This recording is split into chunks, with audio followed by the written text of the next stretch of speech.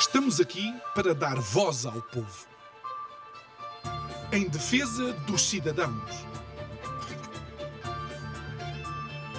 Pela dignidade humana. Todos temos deveres, mas também todos temos direitos. Será que existe justiça? Isto é o povo a falar.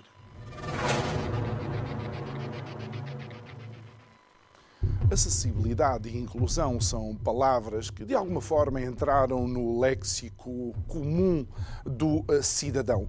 Mas para a maioria de nós é música de fundo, música ambiente, que durante o dia a dia praticamente não damos atenção.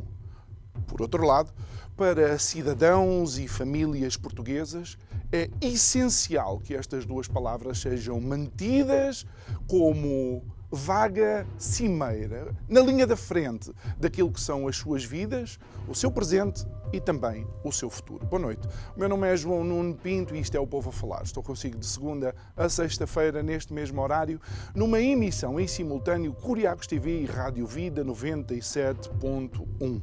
O tema deste mês, se nos acompanha já sabe, é a maioria. Mas não é a maioria absoluta conseguida por um partido nas últimas legislativas. É, por exemplo, a maioria de nós não tem a consciência das dificuldades que alguns cidadãos e as suas famílias passam para coisas tão simples do nosso dia-a-dia. Então existem perguntas que devem ser feitas em 2022 que nos vão surpreender, provavelmente, ou talvez não, nas suas respostas. Por exemplo, como é que numa época em que os avanços tecnológicos são praticamente iguais e dão-se à velocidade da luz, como é que ainda existem cidadãos portugueses que não têm acesso, por exemplo, a uma estação de metro?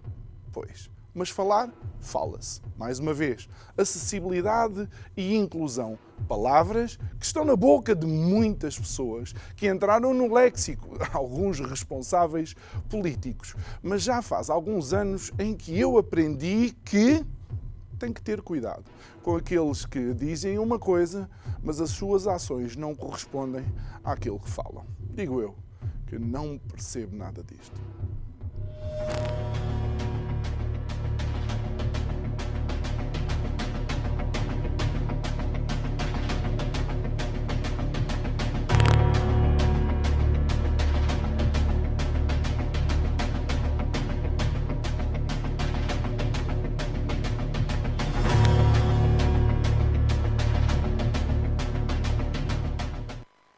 De volta ao nosso estúdio, ainda antes de vos apresentar a nossa convidada de hoje, quero recordar que, caso não consiga acompanhar os programas aqui no canal Curiacos TV ou ainda na Rádio Vida, recordar que temos em formato de podcast, na sua plataforma preferida, procure Isto é o Povo a Falar, e então pode ouvir em qualquer momento, sei lá, quando vai levar os seus filhos à escola, quando estiver em casa descansado no sofá a ver um jogo de futebol e em vez de ouvir os comentários da bola, ouve as nossas conversas aqui. Tem também o canal do YouTube, onde temos uma playlist no canal da Curiacos TV. Já sabe, subscreva, siga o canal da Curiacos TV e vá lá à playlist rever algumas das nossas conversas. Bem, posto isto, apresento a nossa convidada de hoje, alguém que tem vindo aqui falar desta temática e é uma convidada por excelência a apresentar-nos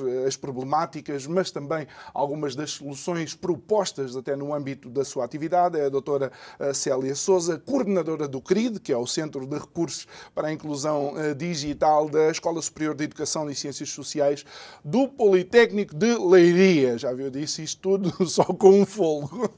Boa noite, Célia, obrigado por estar aqui mais uma vez, remetendo-nos a esta introdução ao programa de sexta-feira que finaliza a semana. De facto, são palavras que vamos ouvindo, não é? Acessibilidade e inclusão, mas ainda há tanto para fazer que tem que nos surpreender estarmos em 2022 e ainda não termos determinadas questões resolvidas. Boa noite João, boa noite a todos que estão aí em casa. É um prazer mais uma vez estar aqui convosco a falar destas questões que são questões de todos nós, como a acessibilidade e a inclusão. Infelizmente, ainda vivemos numa sociedade que não é acessível para todos, tanto a nível das barreiras arquitetónicas, que é aquilo que é mais fácil e visível, como também das barreiras de atitudes, que são aquelas que são mais difíceis de eliminarmos. Enquanto que para as barreiras arquitetónicas é mais fácil, como eu costumo dizer, é possível através de fundos, de verbas que o Governo possa, de algum modo, disponibilizar. Nomeadamente, temos agora essa situação a nível do PRR, portanto foram disponibilizadas um conjunto de verbas aos quais os municípios portugueses podem candidatar para alterar as barreiras arquitetónicas a nível da mobilidade das pessoas com mobilidade reduzida. Contudo, a nível das barreiras de atitude, e a nível das barreiras comunicacionais é mais difícil alterarmos e termos a possibilidade de termos uma sociedade acessível e inclusiva a todos.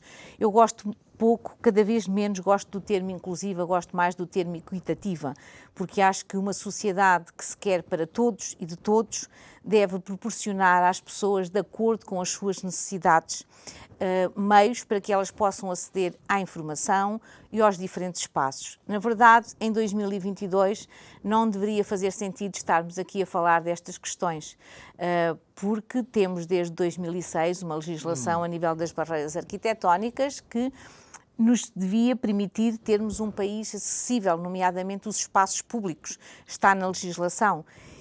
E a verdade é que nós ainda temos muitos sítios onde uma pessoa não pode ir, por exemplo, ao teatro, uma pessoa com mobilidade reduzida ou mesmo uma pessoa cega, os espetáculos não são acessíveis. Quando entramos nos nossos espaços de cultura, estou aqui a lembrar-me dos museus, muitos dos museus não estão acessíveis, não permitem que as pessoas com mobilidade reduzida possam chegar até lá. Que tenham um percurso, que eles próprios consigam... Não há um percurso que consigam as pessoas cegas fazer uma visita autonomamente. O modo como se comunica nestes espaços culturais também é muitas vezes dificultado pelos termos usados, porque muitas vezes não tem como base uma escrita fácil e entendível por todos.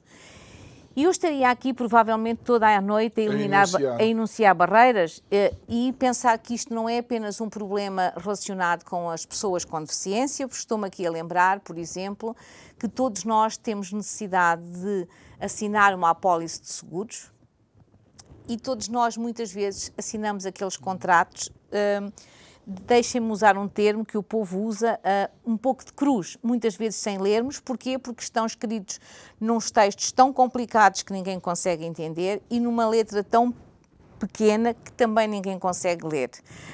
Isto é uma coisa que é comum a todos e, portanto, a acessibilidade e a inclusão é muito ampla quando falamos disso, são muitos os fatores e são muitas áreas para debatermos. E olhando para o PRR e tiramos depois já o PRR do caminho, por assim dizer, para nos debruçarmos sobre outras temáticas, quando olha, crê que o PRR, uma vez que vimos de uma situação complicada, e vê se eu me engano no percurso, Portugal vem de uma situação complicada, entra numa situação complicadíssima com a pandemia, e quando pensamos que estamos a sair para uma fase de recuperação, acontece o que está a acontecer na Europa, criando aqui uma série de complexidades maiores do que aquelas que eram previstas. Crê que o PRR dá a resposta necessária para essas problemáticas? Não, penso que o PRR é insuficiente a verba que está atribuída. É provavelmente aquela que era possível, não é? Como sabemos, estamos dentro também de um contexto europeu e as verbas foram distribuídas pelos diferentes países, não é? Neste contexto para eliminar, no fundo, para colmatar as consequências desta pandemia. Penso que é insuficiente. Penso que também é um pouco complexo o modo para que os diferentes municípios se possam candidatar, porque para eles se poderem candidatar já tem que ter por trás uma consultoria, não é? E essa consultoria, sem se saber efetivamente se esse processo se vai avançar e se vai ser financiado, já tem alguns custos, não é? Nem todos os municípios têm nos seus quadros consultores na área da acessibilidade. e é bom que o façam e que, antes de iniciarem esse processo de candidatura, que é para nós não vermos coisas absurdas. E permitam-me que eu partilhe convosco uma coisa que se passou agora na viagem, quando vinha aqui até aos estúdios. Parei numa estação de serviço e reparei que as placas de sinalética dos WC tinham braille. E quando toquei no braille, percebi que o braille não estava feito do modo correto, portanto, a acessibilidade tinha sido feita por alguma empresa que não o estava a fazer corretamente e, mais grave, as placas estavam em cima da porta. Eu tive que me esticar para perceber se o braille era mesmo braille, porque não conseguia percepcionar, mas evidentemente que por cima da porta não interessa a nenhuma pessoa cega, porque não é possível conseguir entender a mensagem. Está a ver porque é que eu acho que, de facto, estas palavras para o cidadão comum é música ambiente, mas para quem necessita que as medidas sejam as corretas, é essencial que se saiba fazer uma leitura da necessidade dessas pessoas. E, portanto, os municípios, ao se candidatarem, têm que ter prioridades, porque o dinheiro é finito, e sendo finito têm que perceber exatamente o que é que podem, de facto, melhorar na mobilidade das suas vias e dos acessos aos seus diferentes espaços. Estou a pensar em espaços como teatros, museus, etc., mas as verbas apenas estão contempladas para acessibilidades físicas. Portanto, sendo assim, o PRR vai ajudar, evidentemente que vai, e eu até deixo aqui um apelo a que todos os municípios possam concorrer, não é? Todos certamente têm lacunas, não é? Infelizmente, mas que que priorizem os edifícios que são mais importantes para a acessibilidade das pessoas com deficiência a esses locais. Se têm um município que não é acessível, que é um sítio onde todos os cidadãos têm que ir, que façam essa priorização a esse nível, portanto, que tenham algum cuidado em escolher, porque de facto não é possível, através do PRR, conseguirmos de repente transformar o país num país acessível, não é? Mas essa questão acaba por ser importante, Célia, porque quando damos início a algum processo transformativo, por assim dizer, não vamos chegar logo ao ideal, mas são sempre avanços. Ou seja, tudo aquilo que nós fazemos para tornar mais acessível esses espaços já é um avanço. Não passamos do 8 para o 80 de uma só vez, mas já é um avanço. E isto cria aqui algo que me parece importante, é a percepção do cidadão comum, de que existe, de facto, cidadãos que têm uma acessibilidade diferente. E quando digo diferente, digo à medida e à necessidade dele. Ou seja, também os cidadãos, os municípios, vão começar a exigir, provavelmente, dos seus representantes, respostas para estas pessoas. Sim, isso deveria ser o que devia acontecer naturalmente na sociedade, não é? Que não fossem apenas as pessoas com deficiência a pedir respostas aos seus, portanto, ao poder local, ao responsável, ao poder local, porque o poder local é eleito pelos municípios, não é? Portanto, fazia todo o sentido. Deveria ser toda a população desse município que deveria colocar esta questão junto dos seus representantes. E quando nós falamos aqui de acessibilidade, estamos aqui a focar-nos muito nas pessoas com deficiência, é importante nós termos um ponto que é fulcral neste momento. Nós somos um país muito envelhecido. Somos talvez o país mais envelhecido neste momento da Europa. A perspectiva de nascimentos é mínima. É um problema que nós temos que pensar seriamente nisto, porque a mobilidade destas pessoas vai ficar afetada, de todos nós, não é? Como é evidente. Mas cada vez mais nós temos uma percentagem elevadíssima de pessoas com mais de 65 anos. Portanto, naturalmente, pela esperança de vida, que vai aumentando, estas pessoas vão necessitar de espaços acessíveis. E para todos nós devemos confessar que eu, quando vejo umas escadas ou uma rampa, vou pela rampa, porque é muito mais fácil a acessibilidade. Não só, nós temos que começar a pensar isto seriamente, porque nós constantemente os municípios diferente do país fazem obras, fazem passeios. Eu vou dizer aqui alguma coisa que talvez choque muito a nossa população e quem está do outro lado a ouvir-nos, mas nós não podemos continuar a fazer somente, já todos percebemos que a calçada portuguesa é lindíssima, mas a calçada portuguesa não é acessível. nós podemos usar a mesma calçada portuguesa e trabalhá-la a nível acessível e poder ser passível de ser usada. Isto é uma coisa tão simples como isto pode ser complicadíssimo para as pessoas mais idosas se deslocarem. E talvez fosse importante começarmos a pensar não em criar remendos. Não é que o PRR, eu não estou a dizer que o PRR não é necessário. É necessário, devia, se fosse possível, ter uma verba muito maior. Mas o que é importante é começarmos a incutir na mentalidade dos nossos governantes, do nosso poder local, que quando faz obras tem que fazê-las de imediato acessíveis. E não é incutir. Basta apenas que o poder faça o seu poder de ir lá investigar e ver, ou seja, porque a lei existe desde 2006, exatamente. Nós temos uma das melhores legislações. Então, quando é construído um prédio, quando é feito é fazer a inspeção. Eu não posso admitir que, se eu quiser construir uma casa, uma vivenda, uma parte tem que ficar preparada segundo a legislação com acessibilidade. A porta, uma casa de banho tem que estar preparada para ter barras, para se tornar acessível. Senão, não me dão a minha licença de habitabilidade para eu ir para essa casa. Então, como é que eu posso admitir que o poder local desenvolva obras como estádios, auditórios, N edifícios, que são de todos nós, pagos com o nosso dinheiro, e eles não estejam acessíveis ao mesmo poder local que não me dá a minha licença de habitabilidade? São as mesmas pessoas que fazem essa inspeção. Portanto, é uma questão de consciência. É a altura de nos consciencializarmos que precisamos, de facto, de ter uma sociedade acessível para todos. E Célia, permite-me ir um pouco mais longe, uma vez que focou a calçada portuguesa, há pessoas, ou a maioria de nós, utilizando aquele que é o tema do mês, a maioria das pessoas não tem consciência que, por exemplo, em Lisboa, nas principais ruas, o incremento do turismo diminuiu substancialmente a acessibilidade de determinadas pessoas, por exemplo, por causa das esplanadas dos restaurantes, bares, cafés. Aliás, nós viemos de uma situação pandémica, não é?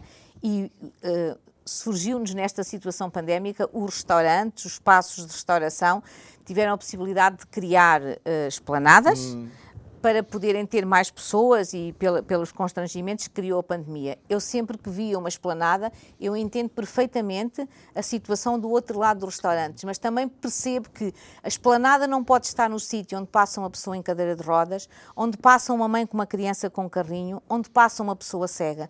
Então a esplanada é um obstáculo. Então ela tem que ser pensada, ou seja, isto eu vou usar um termo que me parece muito forte, mas isto é a falta de respeito pelo outro, ou seja, nós não nos colocarmos no lugar do outro. E nós não podemos querer continuar a ter uma sociedade assim. Nós temos que ter uma sociedade com valores.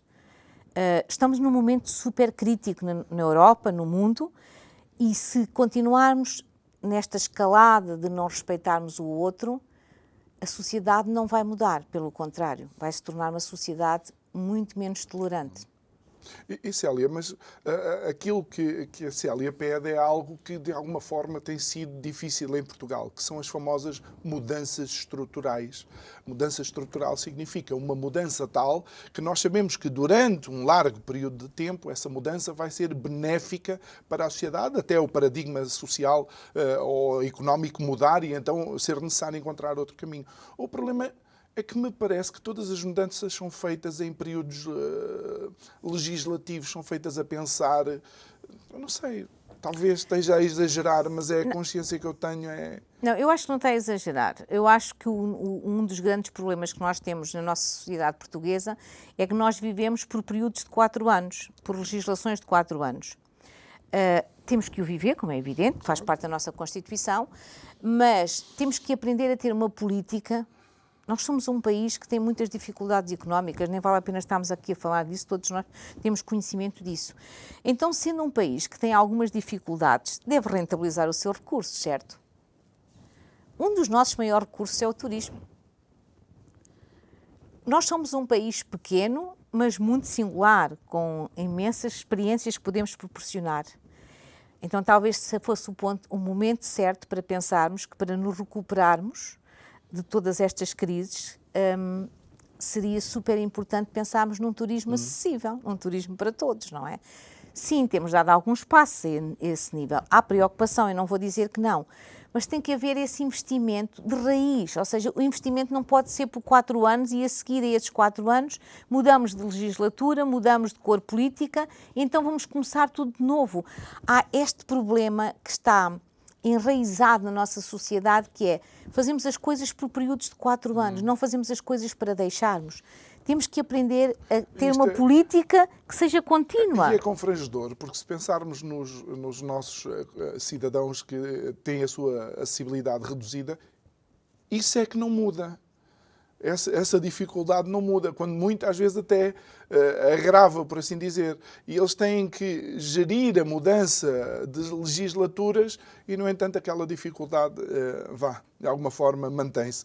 Bom, creio que já falámos desta parte. Eu quero abordar consigo, uma vez que a Célia também, obviamente, decorrente do seu trabalho, viaja e tem conhecimento de outras estratégias e outros países que vão bebendo um pouco das experiências de ambos. As 2 últimas viagens foram para 2 países da CPLP, 2 países lusófonos, Cabo Verde e Brasil.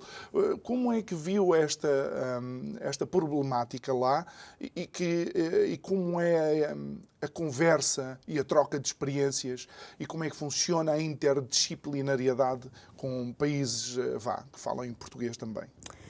Bem, são 2 países muito diferentes, não é? Cabo Verde é um país muito pequeno no continente africano e composto por 10 ilhas, que também é um bocadinho um desafio. E o Brasil, como eu digo, é um continente. Claro que temos em comum uma coisa que eu acho extraordinária, que é falarmos a língua de Camões.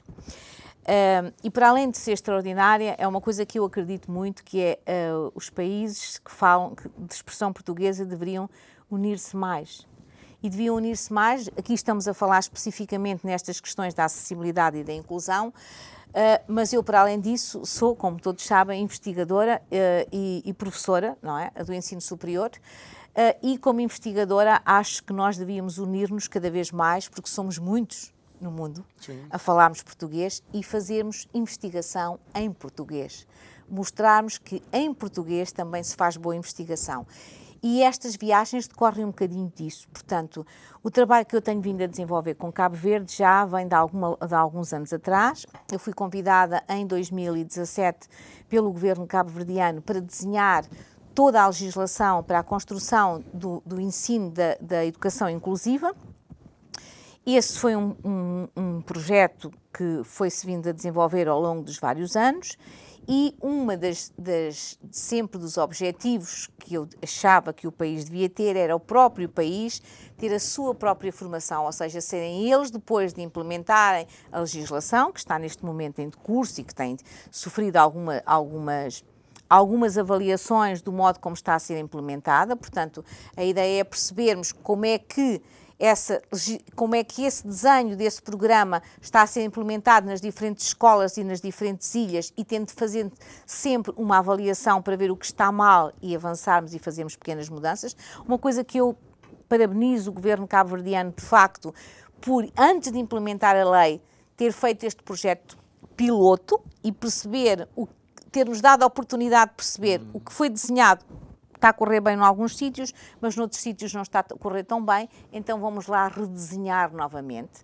Eu costumo dizer que Cabo Verde, a nível da educação e da inclusão, é o farol da África, porque é um país pequeno e que assumiu a inclusão como algo importante. Portanto, a seguir a essa implementação, uma das coisas que eu defendi é que a Universidade de Cabo Verde, a Universidade do Estado, deveria ela própria formar os seus professores. E, portanto, a minha última viagem advém deste facto de a Universidade ter neste momento um mestrado já em Educação Especial. Portanto, eu estive lá a lecionar aulas nesse mestrado, do qual eu ajudei a desenvolver o seu currículo, e há bem pouco tempo recebemos os alunos cá para eles também verem a nossa realidade e perceber o que é que nós estamos a fazer em Portugal no nível da educação.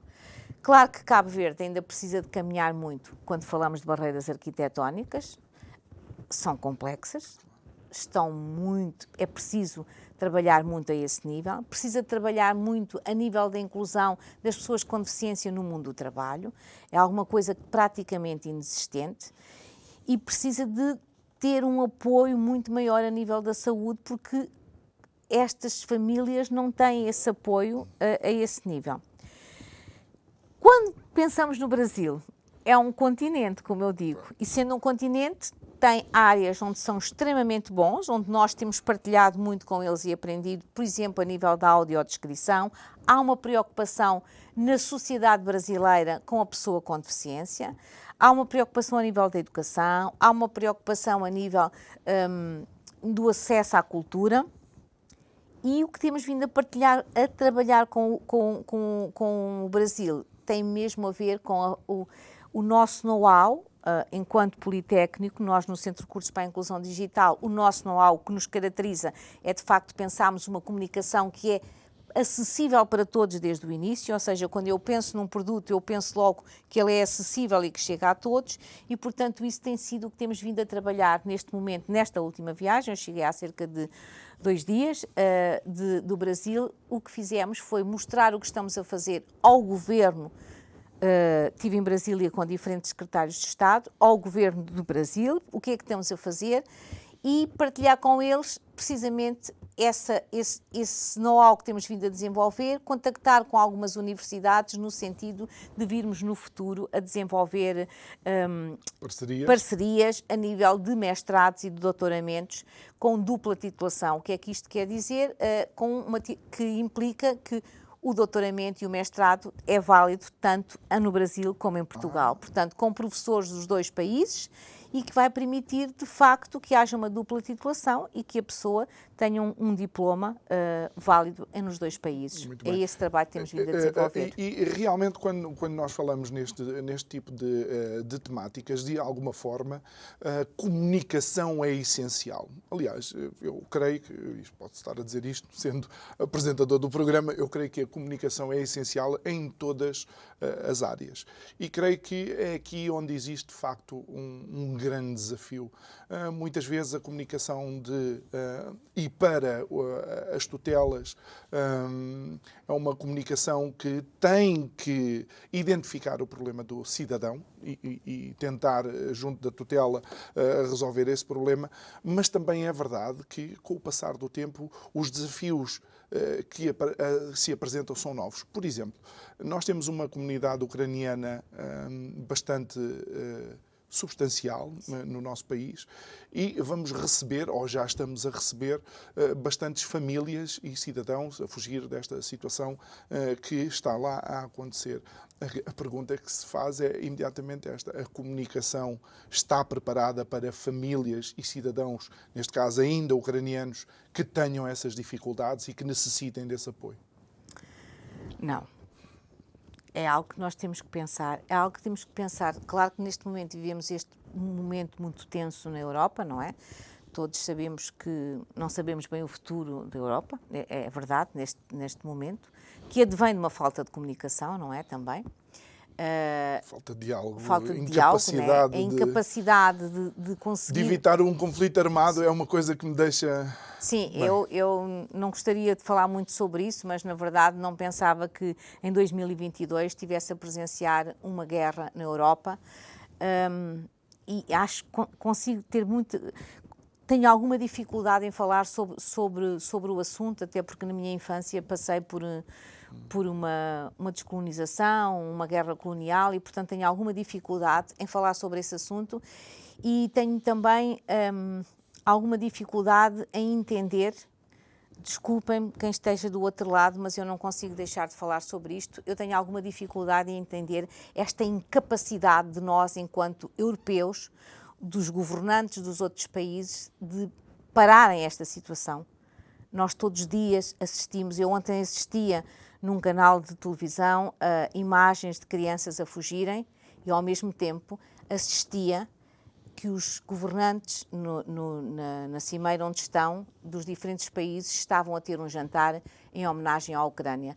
Peço desculpa, mas a Ucrânia não precisa de jantares neste momento, precisa de ações de todos nós, porque somos todos nós envolvidos nisto. E, de facto, quando eu via essas imagens destas pessoas a chegar, pensava como é que vamos comunicar com eles. Têm uma língua muito diferente da nossa. E uma das coisas que nos últimos tempos nos têm perguntado e nos têm pedido no Politécnico é precisamente criarmos manuais para migrantes. Ou seja, de uma forma rápida conseguirmos comunicar com eles.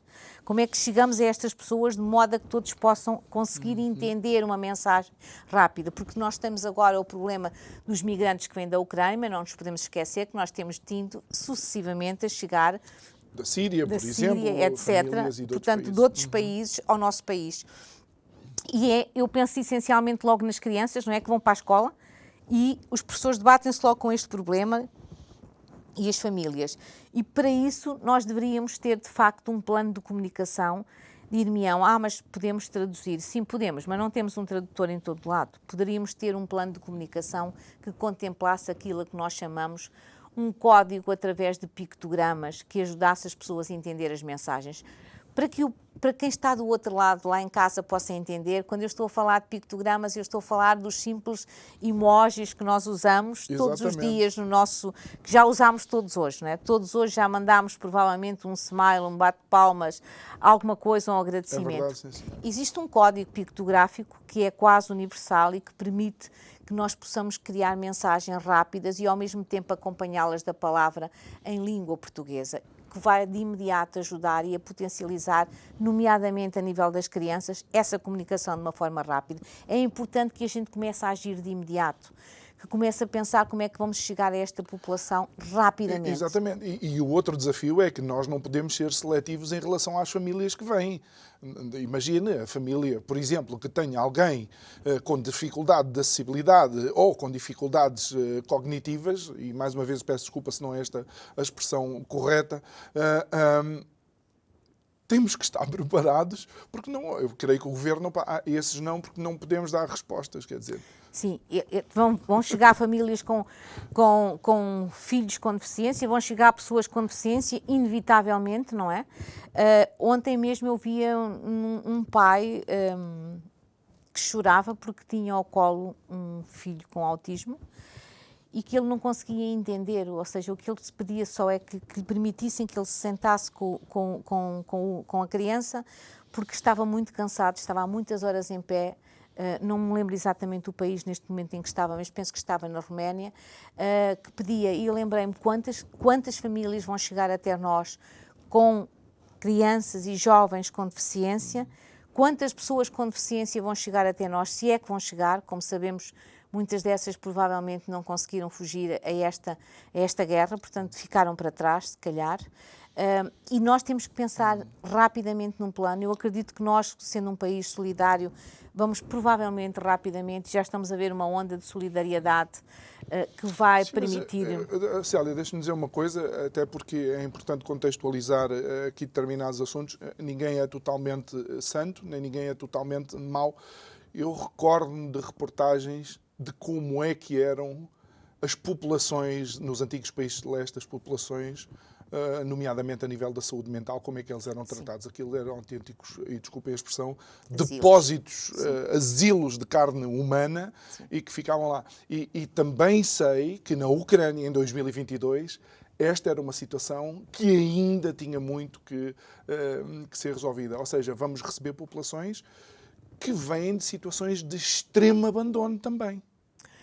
Sim, eu não posso me pronunciar como é que era a resposta às pessoas com deficiência na Ucrânia, porque de facto não conheço do modo global como as pessoas com deficiência eram tratadas até há pouco tempo nos países do Bloco Leste. Eram colocadas em asilos como eram no século XVIII e no século XIX, na Europa. É preciso termos atenção que foi nessa altura que colocámos as pessoas com deficiência em asilos, completamente longe da sociedade, acreditando que elas estavam num asilo, dizendo à sociedade que elas estavam num asilo para melhorar as suas condições de saúde. Não, era para esconder. Não me posso pronunciar porque não sei exatamente como é que era o atendimento a estas pessoas. Há muitos países, de facto, com quem temos vindo inclusivamente a trabalhar, Eslovénia, Roménia, etc., que estão a mudar as suas práticas. Sim. E, portanto, que estão a tentar ter práticas mais inclusivas.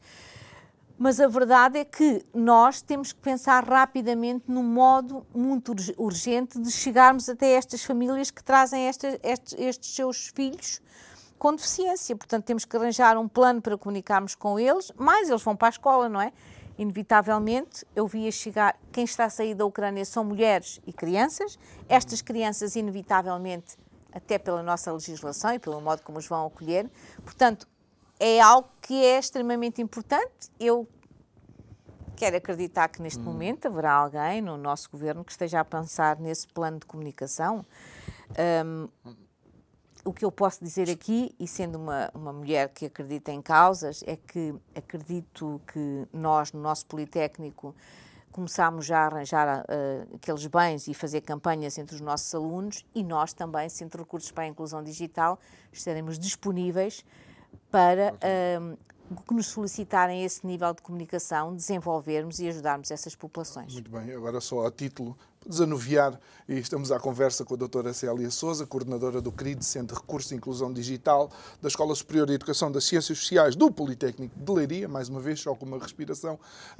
Quando diz que maioritariamente quem está a sair são mulheres e crianças, eu penso logo na igualdade de género, porque é que as mulheres têm que sair e os homens é que têm que ficar na guerra. Mas isso é outra história, até porque há aqui mais mulheres em estúdio do que homens e eu posso sofrer a retaliação.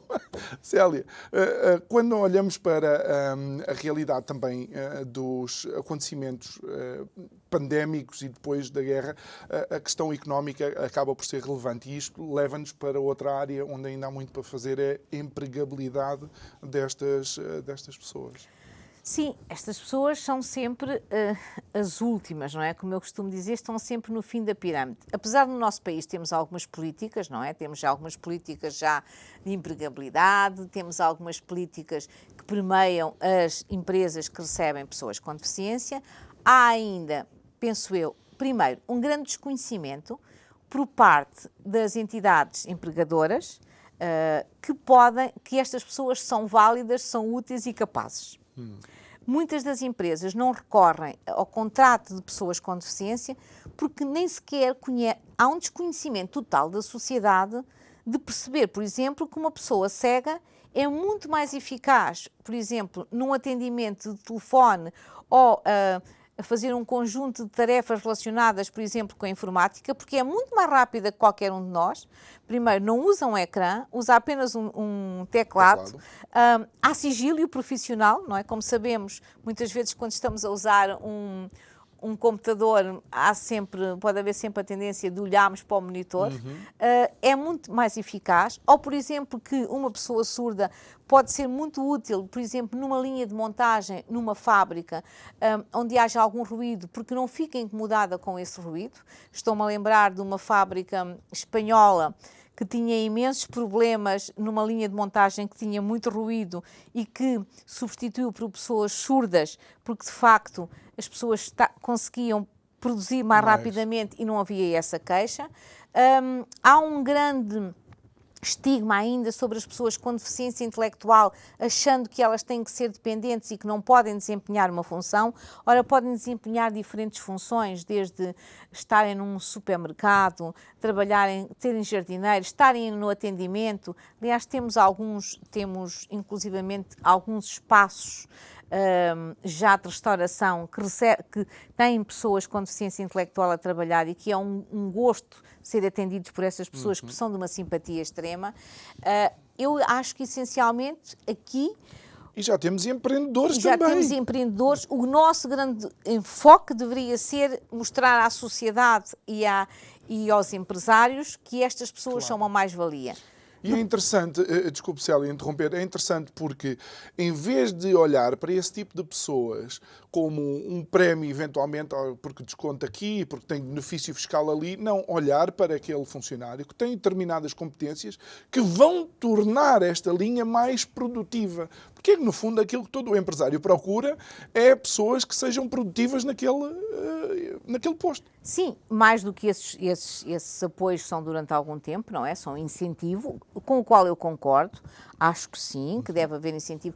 Existem também cotas, não concordo tanto com as cotas, mas penso que nesta fase em que nos encontramos na sociedade ainda temos que ter cotas, mas mais do que isso era perceber, haver uma campanha, não sei se lhe chamaria uma campanha, mas penso que sim, que se houvesse uma campanha, a sensibilização a nível nacional, nos nossos canais de comunicação, mostrando as diferentes pessoas que estão no país a desempenhar as suas funções e como qualquer um de nós, mostrando que são capazes de o fazer, independentemente das... Eu não gosto de dizer incapacidades, gosto sempre de dizer capacidades. Independentemente, exato, das suas capacidades. Das suas capacidades, porque um cego tem mais capacidades do que eu para terminar. Até porque nós os dois que estamos aqui também temos as nossas valências e as nossas valências menos, sim, todos nós, todos os seres humanos. Portanto, acho que essa seria uma grande aposta, até porque cada pessoa com deficiência que tem um emprego está a contribuir para o país, está a contribuir para a economia do país, consequentemente não está a ser uma despesa e um encargo para o Estado. E está-se a tornar autónoma, não é? E Célia, o foco nas competências destas pessoas também, de alguma forma, transforma a autoestima. Ou seja, a pessoa tem a consciência de que não é, e desculpem a expressão, porque temos pena destas pessoas e vamos dar emprego, mas é porque estas pessoas, de facto, são boas a fazer o trabalho que eu necessito que seja feito. São completamente eficazes e felizes com o trabalho. Há algum tempo tive uma aluna que fez a sua tese de doutoramento nesta área e ela entrevistou um conjunto de pessoas, aproximadamente 150 pessoas com deficiência, que trabalham numa grande multinacional, por questões óbvias não vou dizer o nome, e os testemunhos era de facto que essas pessoas estavam felizes, sentiam-se felizes cada vez que viam o seu trabalho reconhecido e que viam que estavam a contribuir para a melhoria da empresa onde estavam a trabalhar. Portanto, este caminho tem que ser um caminho que que eu acho que a nossa sociedade portuguesa, apesar de ter investido muito com algumas medidas, era preciso massificar isto neste sentido de mostrar à sociedade que estas pessoas são válidas, são capazes, e também era importantíssimo que as universidades portuguesas percebessem que, nomeadamente as pessoas com deficiência intelectual, deveriam chegar ao ensino superior. Vou ser muito clara, não para fazerem uma licenciatura ou um mestrado, para que as pessoas não fiquem aí a pensar que isto é uma ideia que pode-se parecer um pouquinho louca. Não, as universidades dão outro tipo de cursos também. E, portanto, preparar é o sítio correto para preparar. Não podemos continuar a ter um sistema dicotómico, ou seja, nós temos as jovens até aos 18 anos na escolaridade obrigatória e ao fim dos 18 anos simplesmente lhes dizemos há um conjunto de jovens, nomeadamente os jovens que têm deficiência intelectual, que não podem ir para o ensino superior porque o ensino superior não tem respostas. Isto não pode continuar. Claro.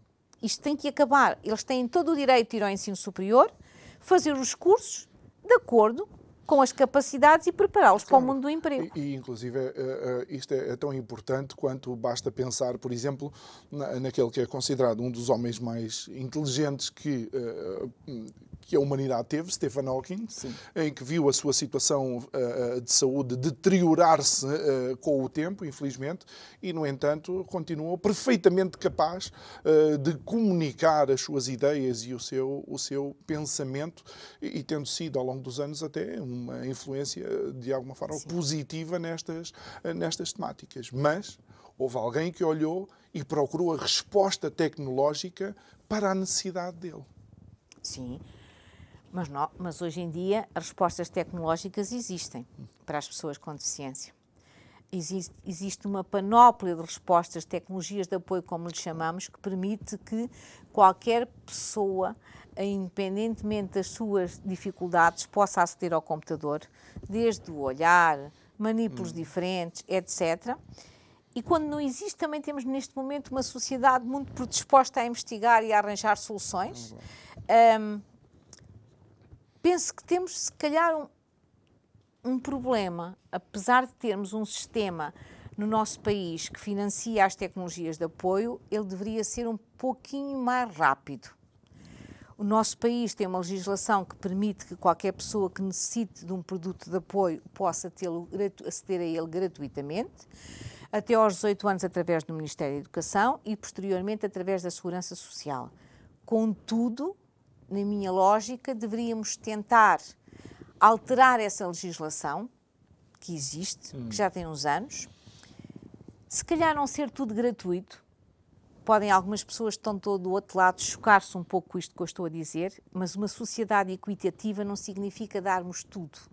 Devemos dar, ou seja, quem pode pagar, deve pagar, para que possamos dar àqueles que não podem. Quando eu estou a retribuir por igualdade, estou a deixar muita gente de fora. Se for equitativa, não. Estou a dar de acordo com as capacidades que as pessoas têm. Talvez reequacionarmos isso, porque não somos um país assim tão rico.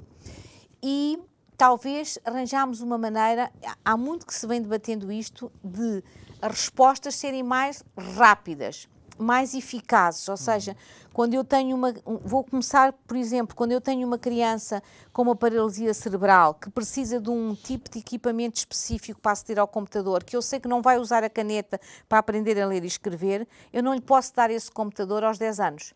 Eu tenho que, aos 5 anos, enquanto ele está no pré-escolar, começar a treiná-lo para que, quando ele chega ao primeiro ciclo, ele já domine inteiramente a tecnologia e faça as suas aprendizagens.